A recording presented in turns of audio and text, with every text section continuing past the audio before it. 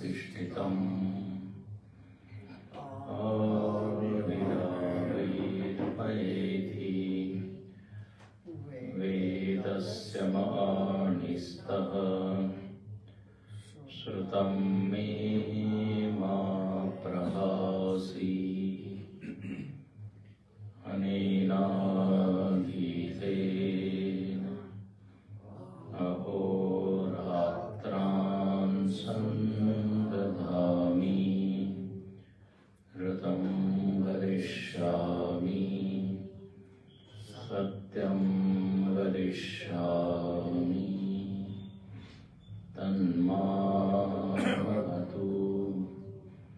तद्वक्तारमवतु अवतु माम् अवतु वक्तारम् अवतु वक्तारम्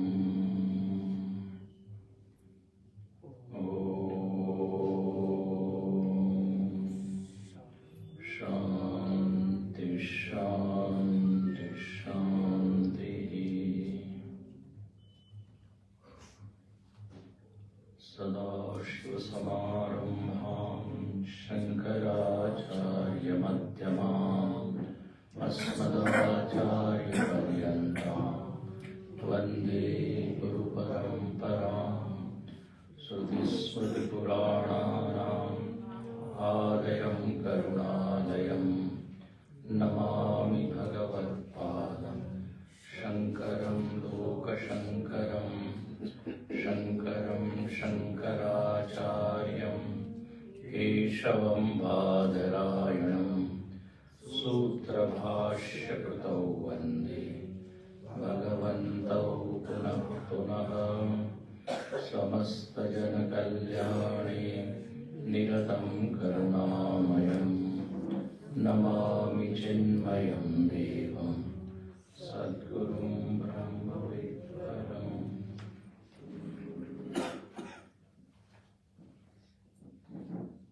भगवान के श्री चरणों में वंदन करते हुए प्रातः काल के इस सत्र का हम लोग प्रारंभ करते हैं। इसमें हम लोग भगवान शंकराचार्य जी द्वारा रचित मनीषा पंचकम का संक्षेप में 4 दिन में तो विस्तार से वो नहीं करता, संक्षेप में हम मनन चिंतन करेंगे। जब भी कोई हम ग्रंथ पढ़ते हैं तो उसमें विषय क्या है ये जानना चाहिए और प्रयोजन क्या है ये जानना चाहिए। क्यों इस ग्रंथ का अध्ययन हम करें? तो देखिए, जीवन का यदि प्रयोजन हम देखें तो सबको ये ज्ञात है कि व्यक्ति आनंद के लिए ही जीता है। उसकी सारी क्रियाएं, सारे कर्म, सारी गतिविधियां एक लक्ष्य को लेकर है, वो है सुखम में भूयात् दुखम में मां भूयात्। जीवन में एक ऐसी स्थिति रहे जो बिल्कुल नितांत अनुकूल। सुख का अर्थ ही क्या है? एक अनुकूल स्थिति। पतंजलि जी ने परिभाषा की सुख की, अनुकूलम वेदनीयम सुखम। जो अनुकूलता की वेदना, वेदना मतलब ज्ञान, संज्ञान, वेदना मतलब दर्द नहीं, सतत अनुकूलता की जो एक चाह है, इच्छा है, उसी को क्या बोलेंगे? सुख की इच्छा। और इसी के लिए हम सब प्रयत्न कर रहे हैं। गुरुदेव कहते रहे, choiceless goal has been given to all of us. ध्येय के विषय में देयर इज नो चॉइस। कि आपको ये चाहिए कि ये चाहिए, सुख चाहिए कि दुख चाहिए, भय चाहिए कि निर्भयता चाहिए। बोले दोनों में से एक ले लो। तो कोई है जो भय को लेगा, कोई है जो रोग को लेगा। चींटी से लेके ब्रह्मांड जी तक सबको आनंद की प्यास है। सबकी एकमेव डिमांड यदि कुछ है तो वो आनंद। अब ये तो विचार आप लोगों ने खूब किया ही है, तो इसलिए ज्यादा विस्तार नहीं करता। लेकिन अब इसके आगे की बात कि आनंद ही क्यों चाहते हैं, ये दूसरा पॉइंट आ गया विचार का। दुख में ऐसी क्या समस्या है कि दुख नहीं चाहिए, या दुख से हमको परेशानी है, क्यों सुख ही क्यों चाहिए? ऋषियों ने इसके ऊपर काफी मनन किया। अरे ऐसा क्यों है सब लोग सुख की ओर भाग रहे हैं? तो निर्णय ये दिया कि जगत में हर वस्तु अपने प्रकृति की ओर चलती है, स्वभाव की ओर चलती है। सारे पंछी जो है वो उड़ना ही चाहते हैं। उनको यदि पिंजरे में बंद कर दो तो पूरा प्रयत्न उनका होगा कि छूटे। क्यों? क्योंकि बंधन में रहना स्वभाव नहीं है। अग्नि को हम कितना भी नीचे प्रयत्न करें कि वो नीचे जाए, अग्नि की ज्योत ऊपर ही जाएगी। पानी को आप चाहें कि वो ऊपर की ओर चले, क्या फव्वारा होता है ना, फाउंटेन, उससे हम ऊपर भेज तो देते हैं लेकिन वो फिर नीचे आ जाता है। पूरी प्रकृति में हर चीज का एक एक स्वभाव है, सब अपने अपने स्वभाव की ओर भाग रही है। तो व्यक्ति यदि आनंद की ओर भाग रहा है तो सहज निर्णय क्या निकलता है कि हमारा भी स्वभाव आनंद ही है। तो विचार आपने खूब किया है। तो वेदांत तो जोर शोर से कहता है आप आनंद हो, आनंद रूप हो, सच्चिदानंद हो। तो अब इसके आगे की चीज ये है कि यदि मैं आनंद रूप हूं तो फिर मैं हमेशा ही मुस्कुराता क्यों नहीं? आंखों में आंसू क्यों है? चित्त में खिन्नता क्यों है? यदि मेरा स्वभाव भी क्या है, आनंद है। तो देखिए एक बड़ा सीधा सा नियम है, आपने पढ़ा होगा कि जो जिसका स्वभाव होता है उसका कभी त्याग नहीं होता। एक आपने वाक्य सुना होगा, अहेयम अनुपादेयम।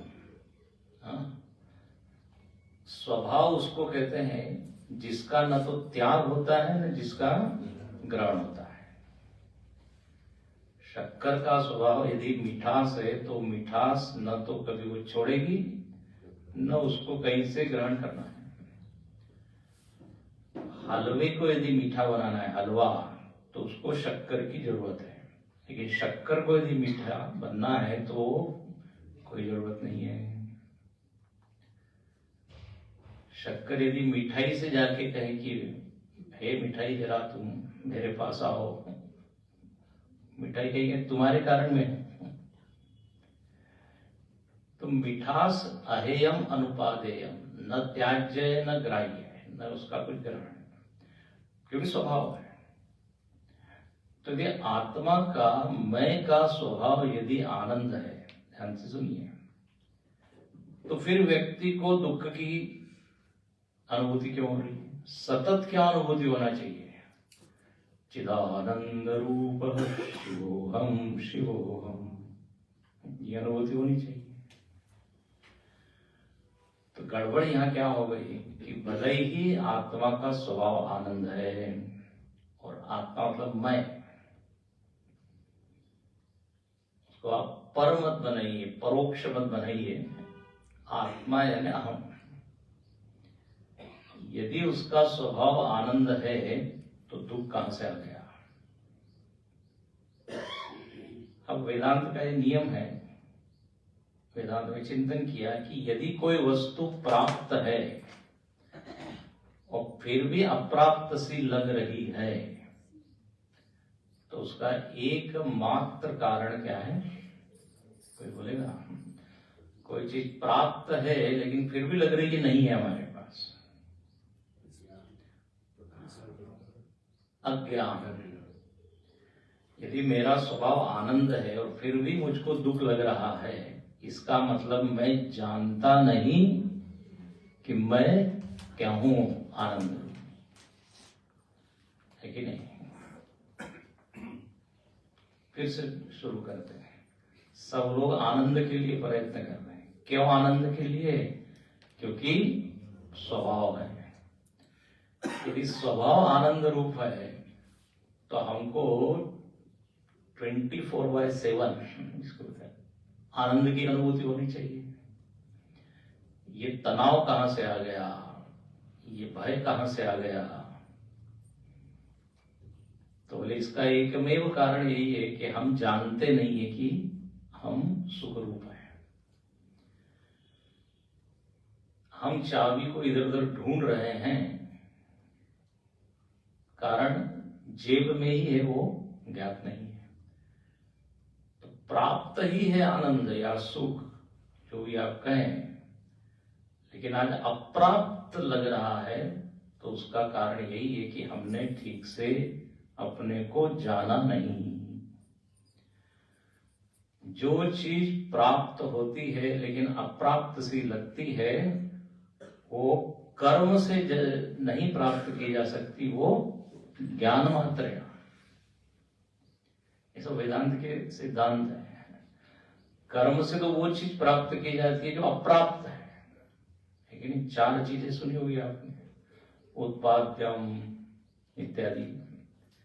जो चीज आज यहां नहीं है उसको आप कर्म से मेहनत करके प्राप्त कर सकते हो, लेकिन जो चीज पहले से ही है उसके लिए कर्म की कोई आवश्यकता नहीं, केवल जानने मात्र से। गर्दन झुकाई देख ली, दिल के आईने में है तस्वीरें यार।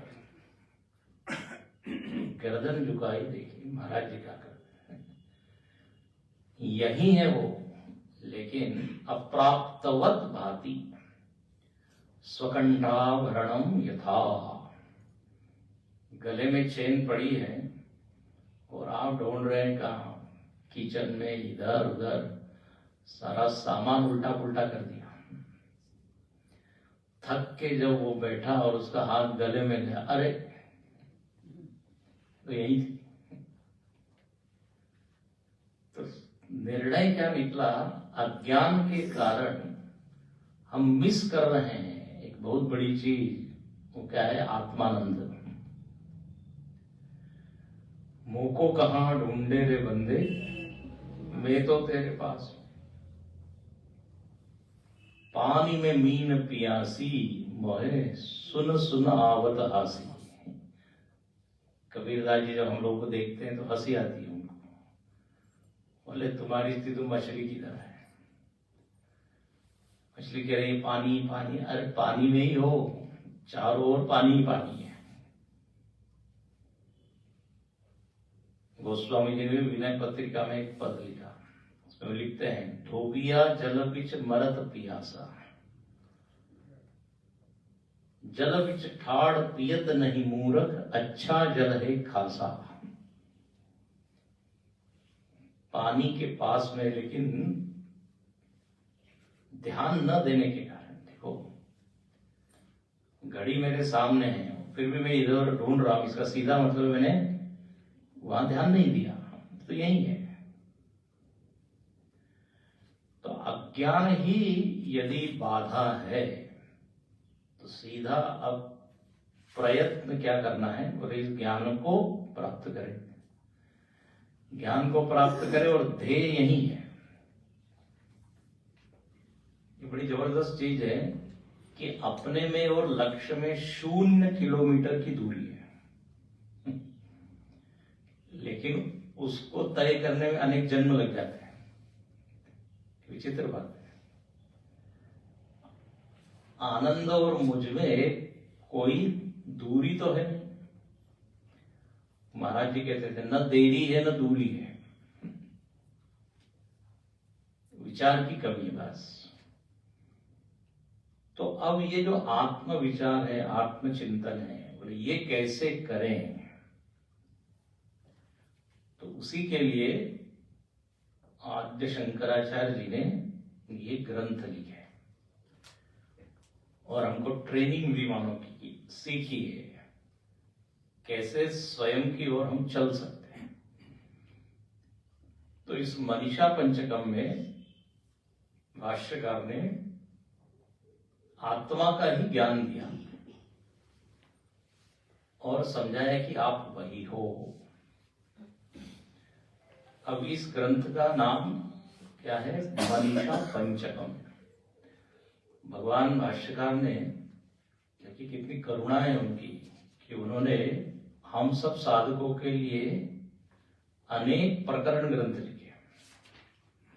यहाँ पर तो आपने पढ़े होंगे, कौन कौन से ग्रंथ पढ़े हैं? तत्वबोध, आत्मबोध, दृग्दृश्य विवेक, अपरोक्षानुभूति, बहुत ग्रंथ है। विवेक चूड़ामणि है, फिर विद्यारण्य स्वामी जी का पंचदशी है। तो ये सारे ग्रंथ हमारी मदद करते हैं। लोग कहते हैं चिंतन कैसे करें कैसे करें, तो बस ये ग्रंथों में चिंतन ही है। एक एक धारा है, विचार की धारा। भगवान शंकराचार्य जी ने अनेक पंचकम लिखे, अष्टकम लिखे, षटकम लिखे। हाँ, 8 श्लोक में, 5 श्लोक में एक श्लोक ही लिखा उन्होंने।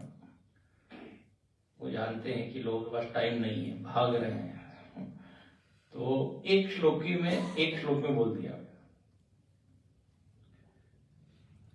फिर उपदेश सहस्त्र में 1000 श्लोक लिख दिए, ये भी है।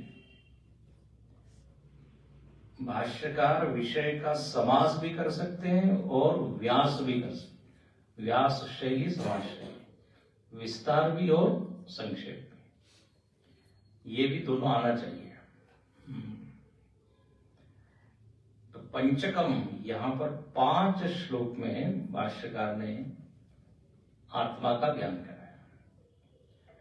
अच्छा, इसके आगे क्या है शब्द? मनीषा पंचकम। मनीषा का अर्थ क्या है? तो बोले मनीषा का अर्थ होता है एक निष्पत्ति, निर्णय, निश्चय, बोलते मनीषा।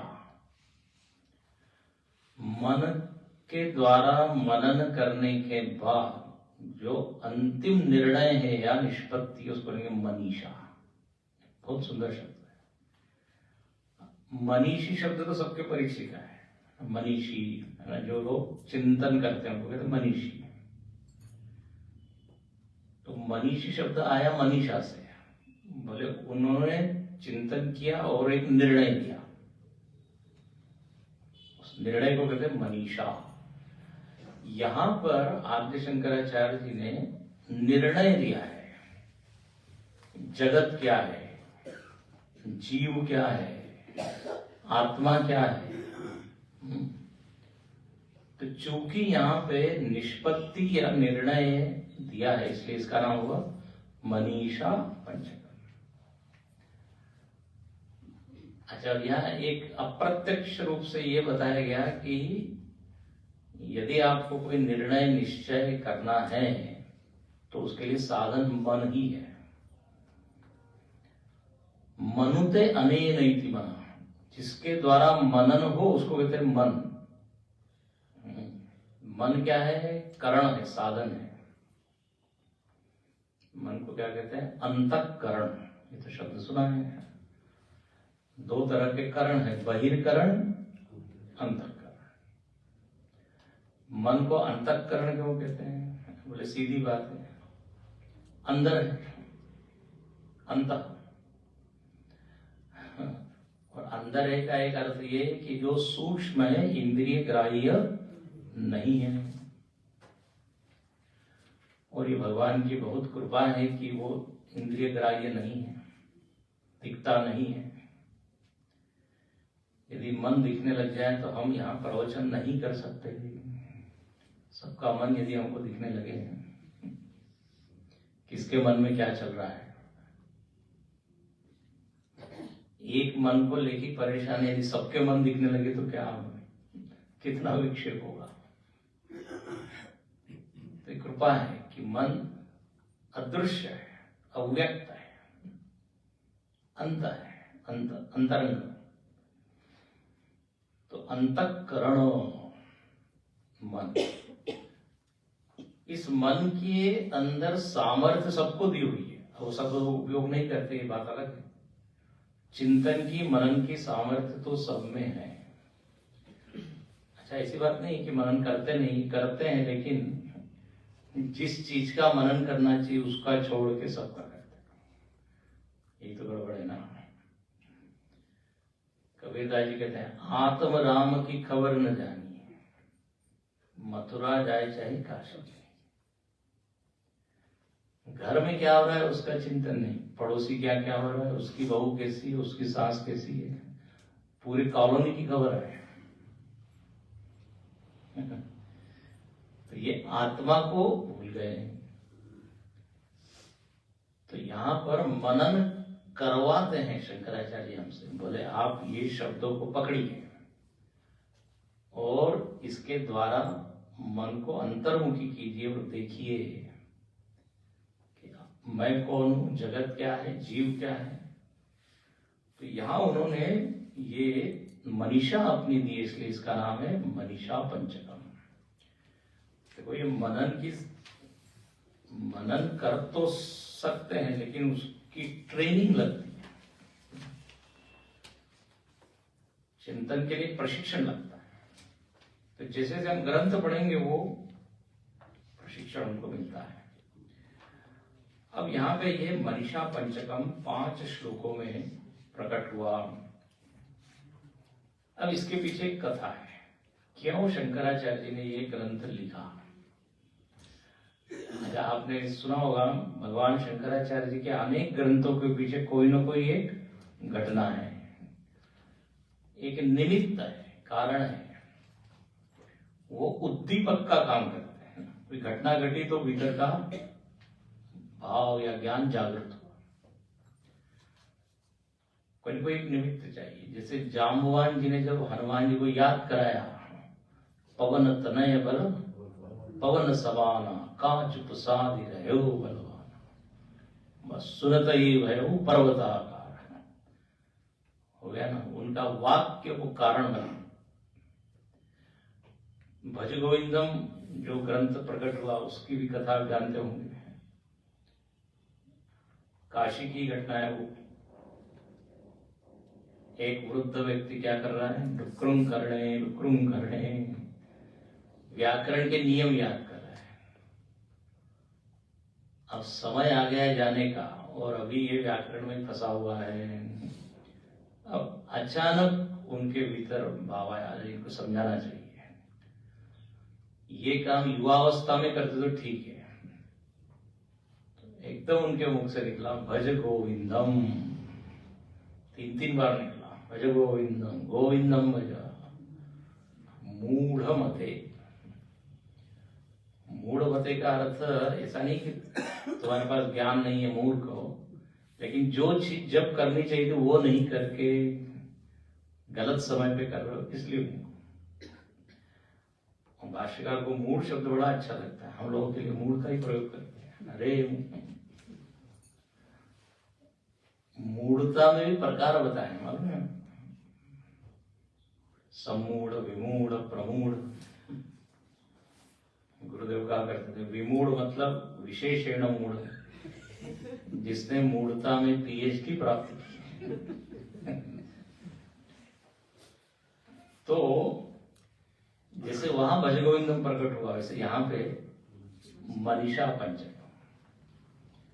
क्या घटना घटी, तो कहा कि एक दिन काशी में भगवान शंकराचार्य जी गंगा जी में स्नान इत्यादि करके भस्म वगैरह लगा के बिल्कुल जा रहे हैं विश्वनाथ जी के मंदिर की ओर।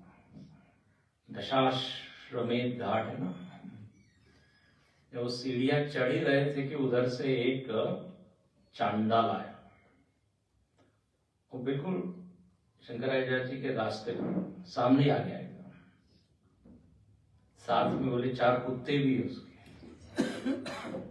वो जब लेके आए तो एकदम भाष्यकार के मुख से निकला, गच्छ गच्छ, दूर हो जाओ, दूर हो जाओ। क्यों निकला ये वाक्य? क्योंकि देखिए ये बड़ा सहज वाक्य है, इसमें ज्यादा क्या कहते हैं, लंबा उसको मत कीजिए कि यहाँ तो क्या जातिवाद है, ये है, मतलब ये चांडाल को दूर कर रहे हैं। सहज एक है कि कोई व्यक्ति यदि स्नान इत्यादि करके आ रहा हो और कोई इस तरह का व्यक्ति हो तो एक सहज भाव था, अभी मैं क्या हूं, पवित्र। यहाँ बड़ा अच्छा उसका वर्णन भी है। बोले यहाँ पे तो क्या है, ये भेद बुद्धि हो गई शंकराचार्य जी में, दूर कर रहे हैं, उसको दूर कर रहे हैं। वो तो एक आत्मा की बात करते हैं, तो क्यों दूर क्यों कर रहे हैं, है ना? ऐसा लोग एकदम आक्षेप करते हैं। बात ऐसी है कि व्यवहार जो है ना वो आत्मा से नहीं होता, व्यवहार आकार से होता है। तो ये भी एक चिंतन है। सभी आत्मा, इसलिए किसी के साथ भी कैसा व्यवहार करो ऐसा नहीं होगा। अब अपने ही शरीर में हाथ पैर है, मेरे ही है, मैं ही हाथ में हूं, पैर में हूं, लेकिन पैर के साथ व्यवहार अलग है, हाथ के साथ अलग है। चूड़ी यदि पहननी है तो हाथ में ही, जूते यदि पहनना है तो पैर में ही, मुकुट यदि धारण करना है तो सिर में। आकार का होता है ना, आकार मुख्य बात है। तो खैर, जब चांडाल को ऐसा कहा दूर दूर हो जाओ, तो यहां पर वो जो चांडाल था एकदम बोल पड़े, अन्नमयाद अन्नमयम। पुस्तक होगी उसमें लिखा हुआ अन्नमयाद अन्नमयम अथवा चैतन्यमेव चैतन्य द्विजवर दूरी कर्तुं वांछसी किम ब्रूहि गच्छ गच्छेति। चांडाल बोलता है, हे द्विजवर, थोड़ा व्यंग है ना, ब्राह्मण देवता द्विजवर। द्विज मतलब जिसका 2 बार जन्म हुआ है, जानते हैं ना, संस्कारात् द्विज उच्यते, जो संस्कारी है। वैसे द्विज शब्द पक्षी के लिए भी प्रयोग में आता है। द्विज मतलब 2 बार जन्म, पक्षी का 2 बार जन्म होता है, एक अंडे के रूप में, फिर अंडे को फाड़ के।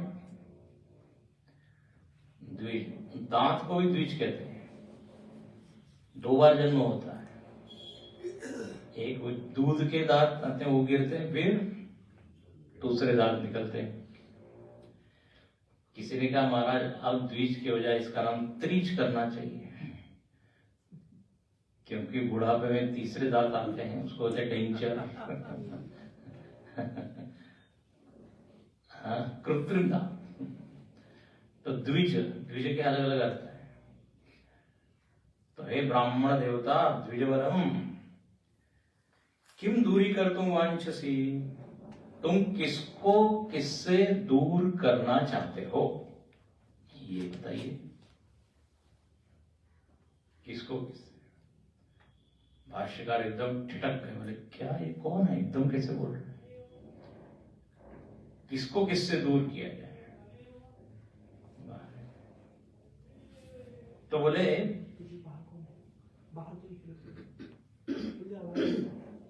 किससे कोई दूर का क्या मतलब है? प्रथम पंक्ति देखिए, अन्नमयात अन्नमयम। बोले तुम अन्नमय से अन्नमय को दूर करना चाहते हो? देखो ऐसा भारी एकदम शब्द का प्रयोग किया। अन्नमय से अन्नमय को दूर करना चाहते हो, या चैतन्य को चैतन्य से। अद्भुत, बताइए, चांडाल के मुख से ऐसा वाक्य निकला, शंकराचार्य देखते ही रह गए, बोले कौन है, चांडाल को कहते हैं जो शौपच है, श्वान को भी पका के खा जाए, ऐसा कहते हैं, अंत्यज कहते हैं उसके मुख से एकदम ये अन्नमय वगैरह शब्द तो तभी कान में पड़ते हैं जब हम वेदांत सुनते हैं, नहीं तो अन्नमय, प्राणमय, मनोमय। अन्नमय का अर्थ क्या है? शरीर। इस शरीर को शरीर से दूर करूं कि चैतन्य को चैतन्य से, आत्मा को आत्मा से दूर करूं। देखो मतलब यहां स्पष्ट है, उस चांडाल को स्पष्ट विवेक है कि शरीर अलग है, आत्मा अलग है। दोनों में से एक पूछ रहा है, बताइए किसको सेपरेट करें? और शरीर को अन्नमय कहते हैं, ये भी मालूम है। नहीं तो आप व्यवहार में, समाज में जाके किसी से पूछिए आपके अन्नमय का क्या हालचाल है, बोलेगा क्या ये कौन सी चीज होगी। डॉक्टर के पास जाके बोलिए मेरा अन्नमय ठीक नहीं काम कर रहा है। तो ये बिल्कुल शास्त्रीय शब्द है, अन्नमय कोश, मनोमय, प्राणमय। तो जिसकी उत्पत्ति में अन्न ही कारण, जिसकी स्थिति में अन्न ही कारण, अंत में ही अन्नादेव प्रविलियन्ते, अन्नेन जातानि जीवन्ति। तो मयट प्रत्यय लगा हुआ है, अन्नमय। और मयट प्रत्यय का दो अर्थ होते हैं, विकारार्थ है, प्रचुरार्थ है। ये शरीर अन्न से ही भरा हुआ है।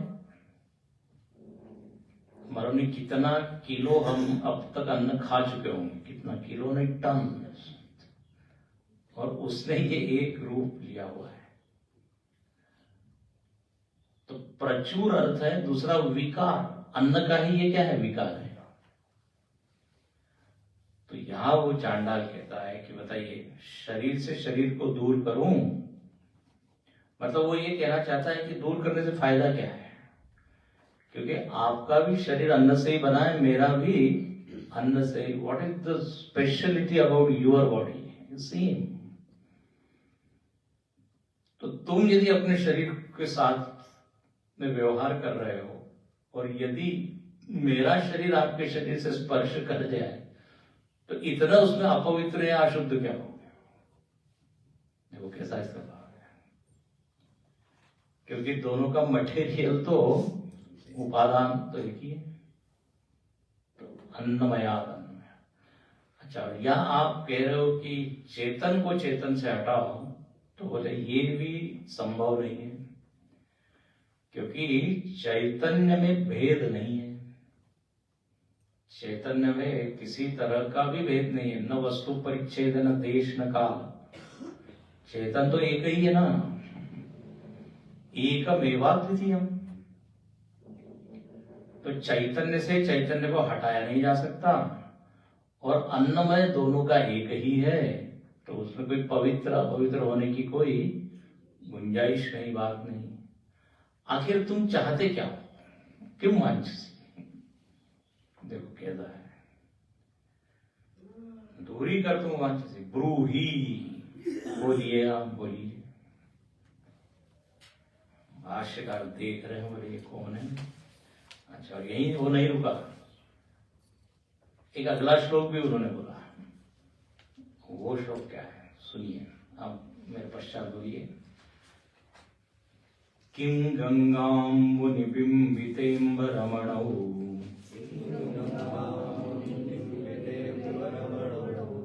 चण्डालवाटीपयः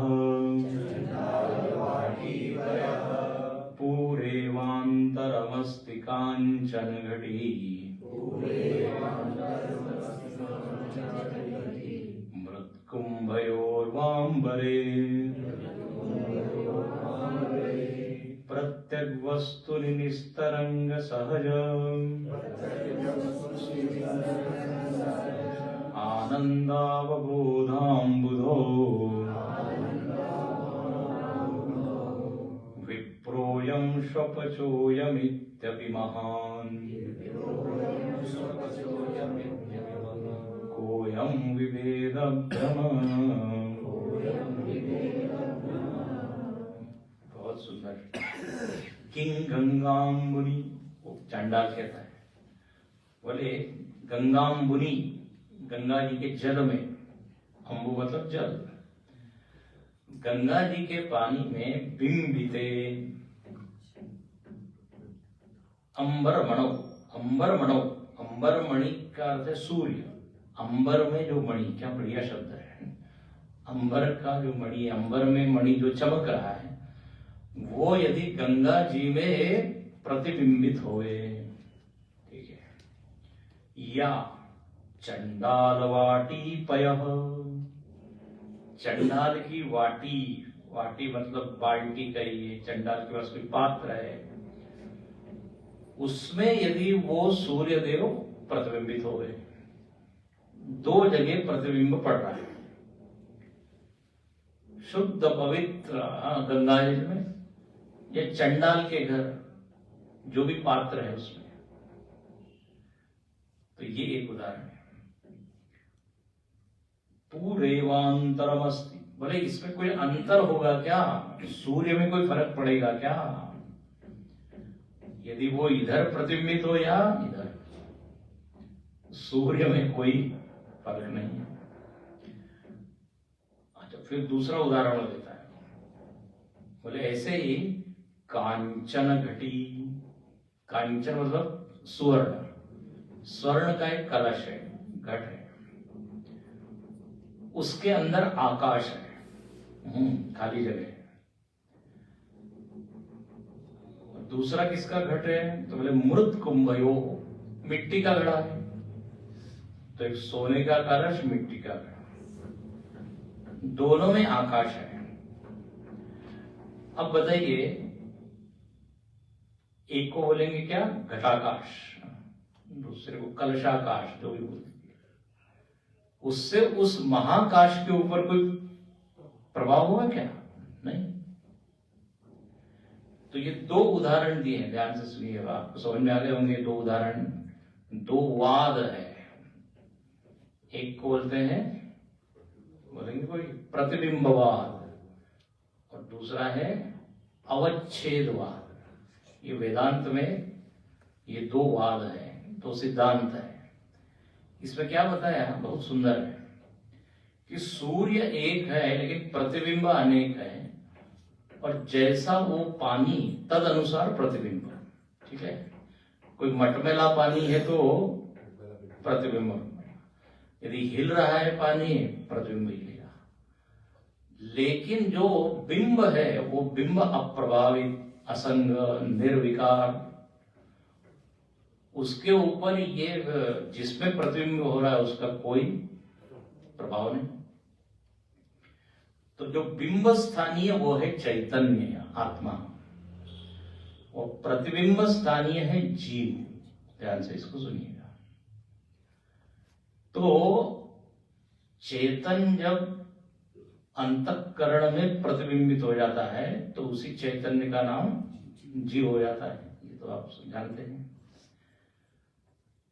अब प्रतिबिंबित होने के लिए कोई माध्यम चाहिए, जैसे यहां पानी है, अब चैतन इतना सूक्ष्म है तो उसको प्रतिबिंबित होने के लिए सूक्ष्म माध्यम चाहिए, तो अंतःकरण इज द बेस्ट मीडियम। मन जो है वो सबसे सूक्ष्म है। स्थूल शरीर में आत्मा प्रतिबिंबित नहीं होती, पहले प्रतिबिंबन कहाँ होता है, मन में। मन सजीव होता है, और सजीव मन जब शरीर से जुड़ता है तो फिर शरीर में भी चेतना का अनुभव होता है। जैसे देखिए, सूर्य जो है उसका प्रकाश दीवार पर गिरे तो कोई प्रतिबिंब बनता नहीं, लेकिन उसी दीवार पे ही एक आईना लगा दिया जाए तो तुरंत, क्योंकि आईना महीन है, स्मूथ है, तो आईने की जगह क्या रखिए, अंतःकरण। अच्छा, अब मजेदार बात यह है कि भले ही आत्मा एक है, चैतन्य एक है, लेकिन अंतःकरण सबके अलग अलग है। जैसा अंतःकरण वैसा वो जीव। अब यदि समाज में कोई दुष्टात्मा है, कोई पापात्मा है, कोई पुण्यात्मा है, कोई धर्मात्मा है, तो मत समझिए कि आत्मा के ये भेद हो गए। ये जीवात्मा के नाम है। जीव क्या हो गए? अनेक। अब जैसे यहाँ पे 25-30 जीव बैठे हुए हैं, 25-30 आत्माएं नहीं बैठी है, लेकिन व्यवहार में लोग क्या बोलते हैं? आत्माएं। 100 पवित्र आत्मा ही हम बैठी है। यदि ऐसा बोलेंगे तो ये वेदांत की दृष्टि से गलत है। जीव होती है। जैसे कोई बोले 100 सूर्य है, 100 सूर्य नहीं है, प्रतिबिंब है। तो अंतःकरण की क्वालिटी, उसकी गुणवत्ता, उसके अनुसार जीव की स्थिति होती है। तो कोई सज्जन है, कोई दुर्जन है, कोई सरल है, कोई कुटिल है। इसमें आत्मा का बिल्कुल भी दोष नहीं है, किंचित मात्र भी। तो अब इसको क्या बोलेंगे? ये एक आत्मा अनेक जीव बन गया। इसमें उपाधि, ये मन की जो उपाधि है, यही कारण है। समझ आ रहा है? तो यहां पर वो चांडाल क्या इंडिकेट करना चाह रहा है कि भैया आपकी उपाधि अलग है, हमारी उपाधि अलग है। द्विजवरम और हम चांडाल है, बट परंतु जो आत्मतत्व आत्मदेव, उसमें तो कोई फर्क नहीं है। तो ये प्रतिबिंबवाद का ये उदाहरण है। इस प्रतिबिंबवाद से दिखाया ये जाता है कि एक ही सत्य अनेक रूप में बास रहा है, और उपाधि भेद से आत्मा में भेद सा लगता है, भेद हुआ नहीं है। उपाधि में इतना दम नहीं है कि आत्मा के टुकड़े कर दे। अविभक्तम विभक्तम इव च स्थिता, अविभक्तम सर्वभूतेषु, गीता में से आता है। अविभक्त है, वो कटा नहीं है, लेकिन लगता तो है। और हम व्यवहार में बोलते हैं मेरी आत्मा, तेरी आत्मा, उसकी आत्मा, ऐसा बोलते हैं ना। ये मेरा तेरा कहां से आ गया आत्मा में? तो इसलिए भेद नहीं है। अच्छा, आप दूसरा उदाहरण ले लीजिए। एक आकाश है और 10 घड़े हैं, जैसे सोने का घड़ा, मिट्टी का। आकाश कटता नहीं है, आकाश परिच्छिन्न नहीं होता, होता हुआ सा दिखाई देता है। मालूम पड़ना अलग चीज है, और वास्तव में वैसा हो जाना, इसमें बड़ा फर्क है। मालूम पड़ने के लिए तो बहुत सी चीज मालूम पड़ती रहती है। लखनऊ में सूर्योदय कितने बजे होता है? एक ने कहा कि मालूम नहीं, हम देखा नहीं कभी। सूर्योदय देखने के लिए पहले अपना उदय हो, जितने बजे होता हो सूर्योदय मालूम पड़ता है, लेकिन सूर्योदय होता है क्या? नहीं होता है। ये सब उदाहरण पहले हम देते रहे। तारे जो है दिखते हैं छोटे छोटे हैं, मालूम पड़ते हैं, छोटे नहीं, सूर्य से हजारों गुना बड़े हैं। जो लोग बचपन में सब गाते हैं, twinkle twinkle little star, star ने जब ये गाना सुना बहुत गुस्सा हो गया, मैं लिटिल हूं, मच मच बिगर देन सन। मालूम पड़ता है तारे छोटे हैं, मालूम पड़ते हैं तारे टिमटिमा रहे हैं, और कोई टिमटिमाना नहीं। गुरुदेव ने बहुत बड़ा एक वाक्य लिखा है, कहते मालूम पड़ती है पृथ्वी चपटी है, लेकिन है वो गोल। मालूम पड़ता है कि क्षितिज में क्या है, ये पृथ्वी और आकाश मिल रहे हैं, होते नहीं है। इसीलिए इस जगत को माया कहा है। तो मालूम पड़ता है, लगता है कि यहाँ अनेक आत्मा है, चेतन अनेक है, मेरा चेतन तेरा चेतन, लेकिन है नहीं। किम, क्या ऐसा हो सकता है? ऐसा है वो चांडाल प्रश्न करता है कि क्या प्रतिबिंब अनेक होने से सूर्य में भेद है?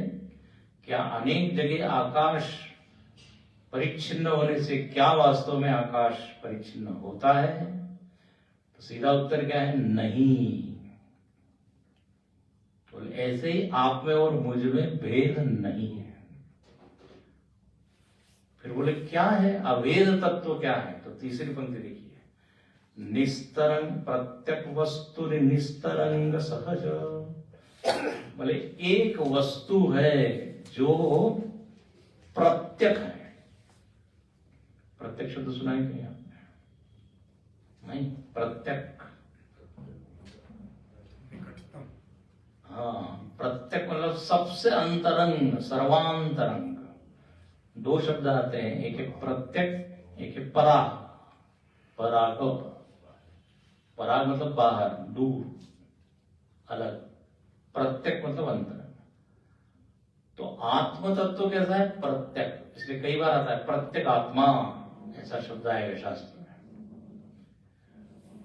तो बोले आत्म चैतन्य कैसा है? प्रत्यक।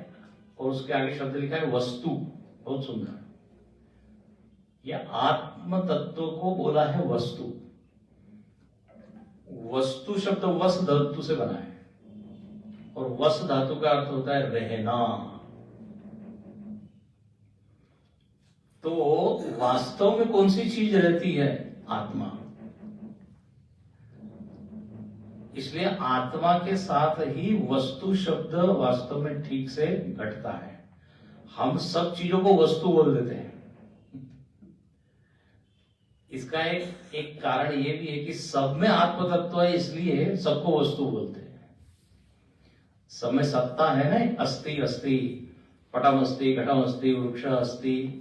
तो ये अस्थि क्या है? ये आत्म तत्व है। तो वो जो हमेशा रहे उसको कहते हैं वस्तु, वस्तु।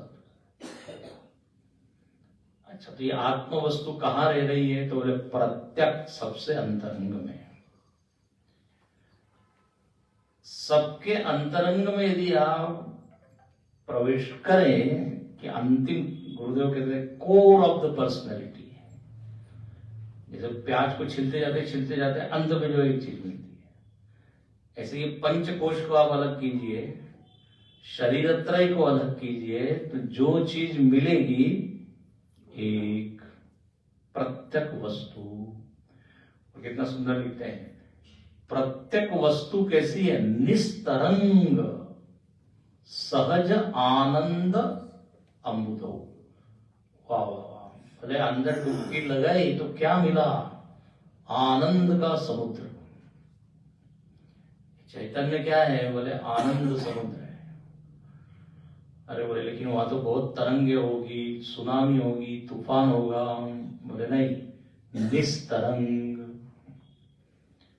अंतरंग में यदि हम प्रवेश करें तो उस आत्म तत्व में गहन शांति, तरंग रहित समुद्र। ये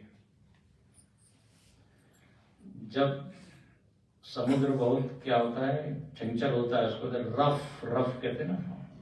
कभी कभी होता है, समुद्र की अलग अलग स्थितियां होती है।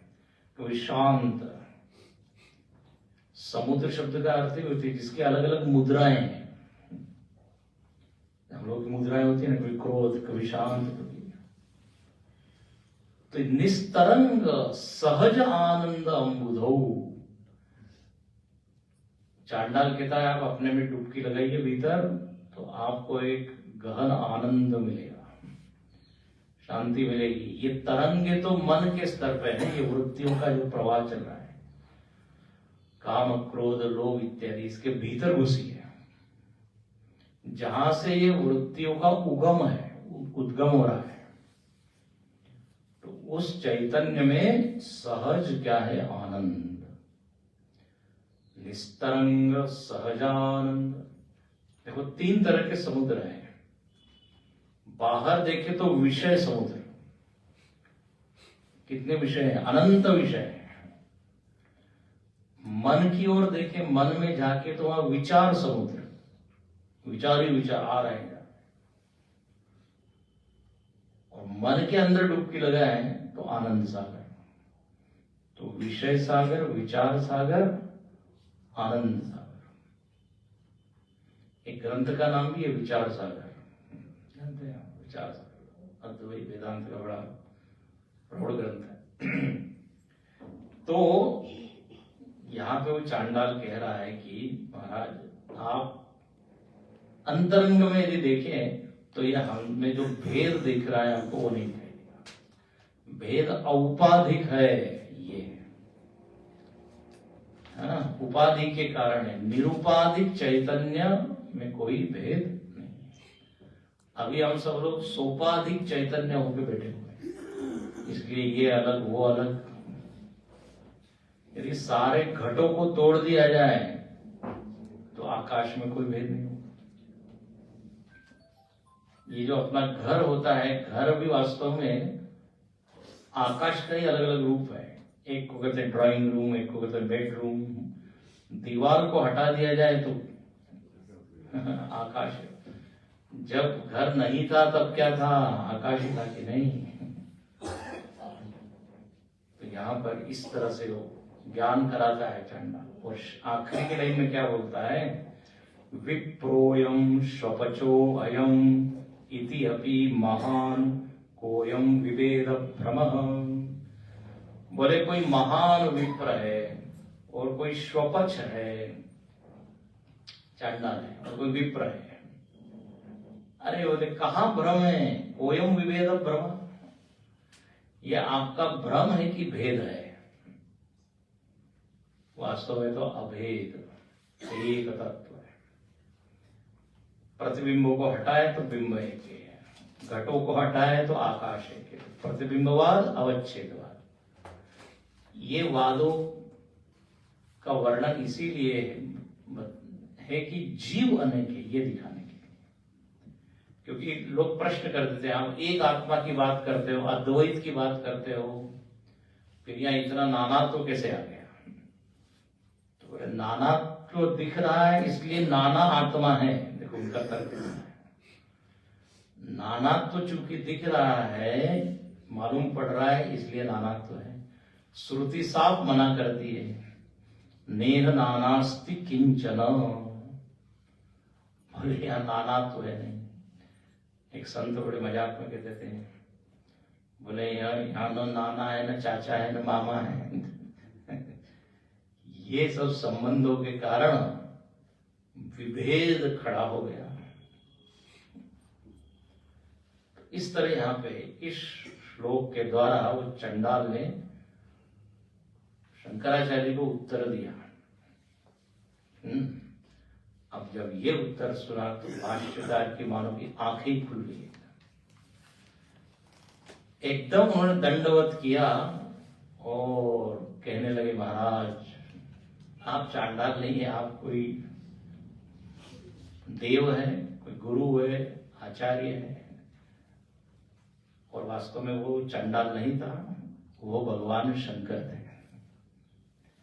और भगवान शंकर वहां प्रकट हो गए। शंकराचार्य जी ने प्रणाम किया और बोले, अब शिव जी ने मानो कि कहा, बोला तो नहीं, लेकिन बोले हमारी इच्छा है कि आप इसी के ऊपर एक ग्रंथ लिख दीजिए, एक अभेद तत्व है। बस सूत्र मिल गया भाष्यकार को, उसी को लेके 4 श्लोक में, 4 श्लोक है और 5वीं में फल है। तो उसी का नाम क्या हो गया, मनीषा पंचक। बहुत ही सुंदर 5 श्लोकों में इस एक अभेद चैतन्य है उसका वर्णन है। यहाँ 4 श्लोकों में कहते हैं 4 महावाक्यों का वर्णन है। महावाक्य सुने ना, बोलिए। ब्रह्म और 25 लोग मिला के 4 बोल सकते, सब लोग मिल के जरूर। प्रज्ञानम ब्रह्म, अहम ब्रह्मास्मि, तत्त्वमसि, अयम आत्मा ब्रह्म, है ना।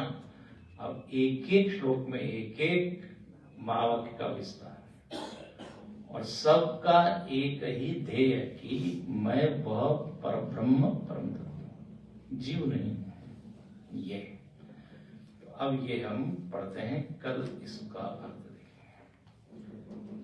निकाल लीजिए पहला जो श्लोक है, जाग्रत स्वप्न सुषुप्तिषु स्फुटतराम् या संविदुजृम्भते या ब्रह्मादिपिपीलिकान्ततनुषु प्रोता जगत्साक्षिणी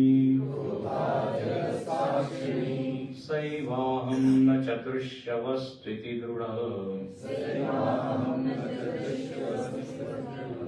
प्रज्ञापि यस्यास्ति चेत्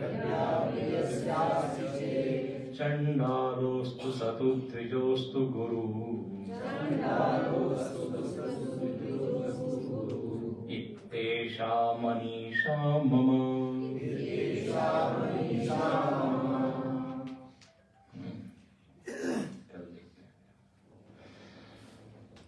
दो मिनट आप आंख बंद करके बैठिए और जो आपने श्रवण किया उसको थोड़ा स्मरण करने का प्रयत्न। क्या हमने सुना?